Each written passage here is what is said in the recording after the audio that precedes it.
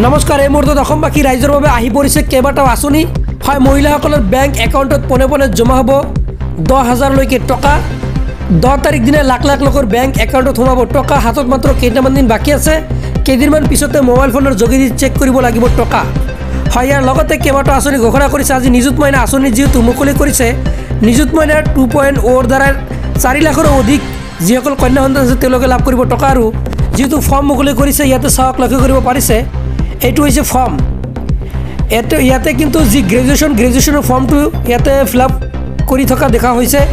ইয়াতে চাওক, এইখন ফৰ্মত আপোনালোকে নাম, ষ্টুডেণ্টৰ নাম, মেৰিটেল ষ্টেটাছ, বিবাহিত নে অবিবাহিত ইয়াতে দিব লাগিব, ডেট অফ বাৰ্থ, এইসমূহ আপোনালোকে সুন্দৰ কৰি ফিল আপ কৰিব লাগিব। আৰু ইয়াৰ পিছতে যিসকল চৰকাৰী ঘৰৰ বাবে আবেদন কৰিছিলে তেওঁলোকে কেনেকৈ লিষ্ট চেক কৰিব, অৰ্থাৎ নাম চেক কৰিব, চাওঁ আহক। ইয়াতে চাওক, প্ৰধানমন্ত্ৰী আৱাস যোজনা যিটো আৱাস প্লাছ এপ আছে, এই এপটো অ'পেন কৰিব। বেনিফিচিয়াৰী লগইনত ক্লিক কৰি ইয়াতে চাওক Aadhaar number, mobile number, MG NREGA, ইয়াতে আপুনি ক্লিক কৰিব।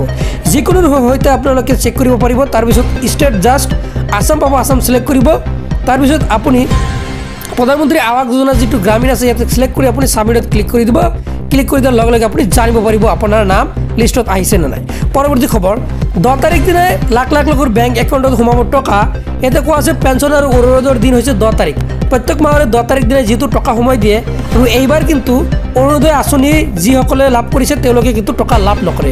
আৰু অৰুণোদয়ৰ লগতে যিসমূহ আঁচনি অন্তৰ্ভুক্ত কৰিছে সেইসমূহ আঁচনিৰ টকা লাভ নকৰে। বাকী আঁচনিৰ টকা কিন্তু এই 10 তাৰিখত লাভ কৰিব পাৰে। পৰৱৰ্তী খবৰ, অৰুণোদয় 3.0 অৰ্থাৎ যি 3.0 আঁচনি আছে, এই আঁচনিৰ টকা কিন্তু 17 ছেপ্টেম্বৰ দিনাই লাভ কৰিব। অৰ্থাৎ অহা মাহৰ 17 তাৰিখে প্ৰধানমন্ত্ৰী নৰেন্দ্ৰ মোদীৰ জন্মদিন, আৰু সেইদিনে কিন্তু মুকলি কৰিব 3.0 আঁচনি। হয়, নিশ্চয় জানিব পাৰিলে। আৰু এতিয়া জানা হওক, যদি আপোনাৰ ঘৰত ৰেচন কাৰ্ড আছে তেন্তে আপুনি 1 অক্টোবৰৰ পৰা নতুন নিয়মত ল'ব লাগিব ৰেচন। অন্যথা কিন্তু আপুনি ৰেচন কাৰ্ডত থাকিলেও কিন্তু এই যি আঁচনিৰ যিসকলে টকা লাভ কৰিব নাইবা যি LPG গেছ কানেকশ্যন ল'ব তেওঁলোকৰ যি টকাসমূহ কিন্তু লাভ নকৰিব পাৰে। অৰ্থাৎ ফিংগাৰ প্ৰিণ্ট দিব লাগিব। এতিয়া জানো হওক 1 তাৰিখৰ পৰা কি কি নিয়ম সলনি হ'ব ৰেচন কাৰ্ডৰ। হয়, 1 তাৰিখৰ পৰা ৰেচনৰ লগতে আপোনালোকে চাউলটো লাভ কৰিবই, তাৰ লগতে নিমখ লাভ কৰিব, তাৰপিছত দালি লাভ কৰিব, তাৰপিছত আপোনালোকে চেনি লাভ কৰিব। ইয়াৰ লগতে বহুতকেইটা আপোনালোকে সুবিধা লাভ কৰিব। আৰু ঘৰত যদি LPG গেছ কানেকশ্যন আছে তেন্তে আপোনালোকে 250 টকাত ৰন্ধন গেছ লাভ কৰিব। আৰু 250 টকাত যিসকলৰ যি প্ৰধানমন্ত্ৰী উজ্জ্বলা গেছ কানেকশ্যন আছে আৰু যিসকল নৰ্মেল তেওঁলোকে 250 টকা লাভ কৰিব। অৰ্থাৎ মুখ্যমন্ত্ৰী কিন্তু 250 টকা তেওঁলোকৰ একাউণ্টত সোমোৱাই দিব বুলি উল্লেখ কৰিছে। হয়, নিশ্চয় জানিব পাৰিলে। যদি ঘৰত ৰেচন কাৰ্ড আছে তেন্তে ভিডিঅ'টো এতিয়া এটা শ্বেয়াৰ কৰি দিয়ক।